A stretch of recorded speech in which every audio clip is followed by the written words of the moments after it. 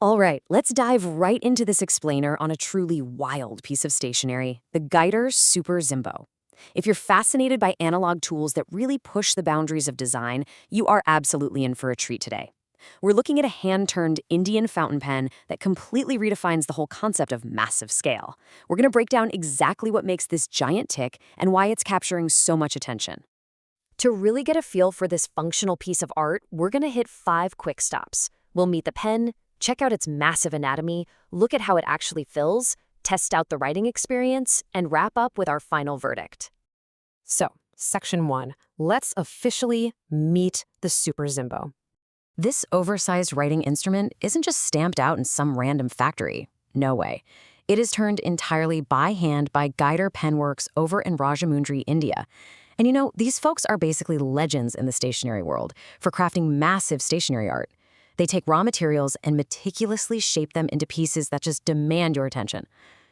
Now, here's where it gets kind of interesting. The whole expectation versus reality thing. Usually, when you think of a Super Zimbo, you think ebonite, right? That textured, warm, vintage hard rubber. But our tester model completely flips the script. It's a fully transparent, clear acrylic demonstrator. So you get this incredibly classic old-school shape, but injected with a totally modern see-through twist.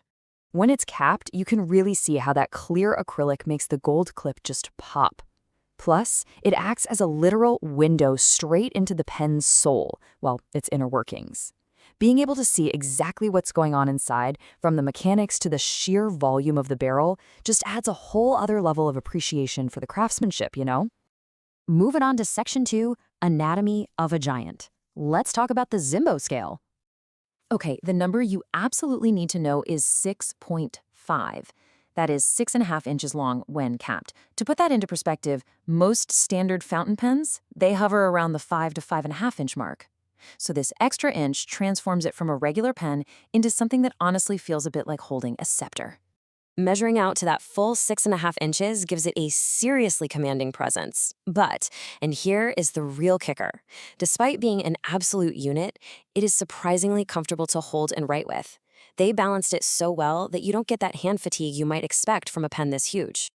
To really wrap your head around the girth on this thing, if you were to hold it side by side with a standard-sized pen, you'd see it completely dwarfs it. It is remarkably thick.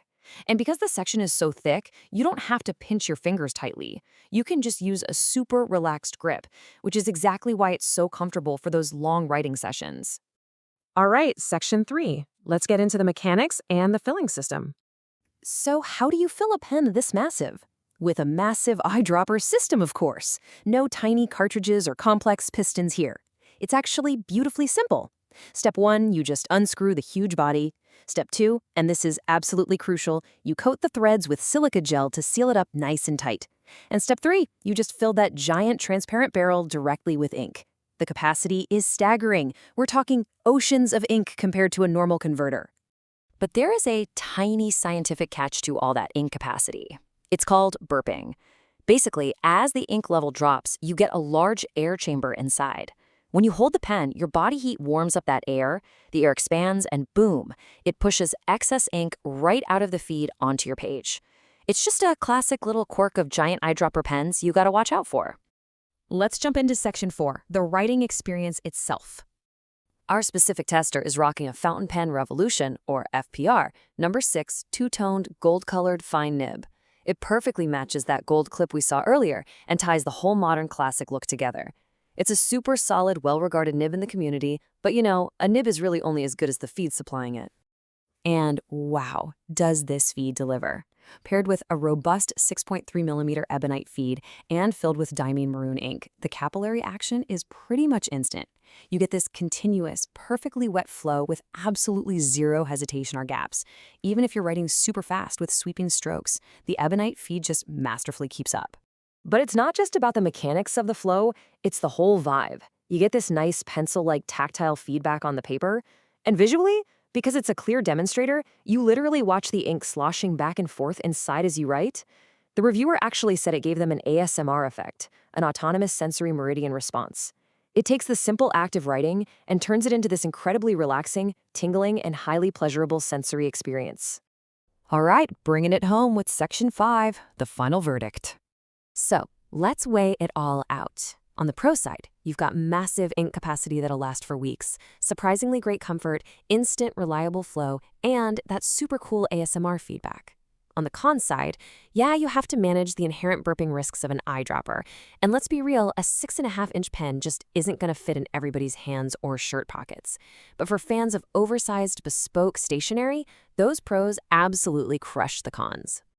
Which brings us to a really fascinating question to wrap up this explainer. We spend all day tapping on cold glass screens and low-profile keyboards, right? So in a world dominated by digital convenience, is taking the time to unscrew, fill, and write with a massive hand-turned, ink-sloshing giant like the Super Zimbo the ultimate analog escape? I'll leave you to ponder that one. Thanks for hanging out, and keep exploring.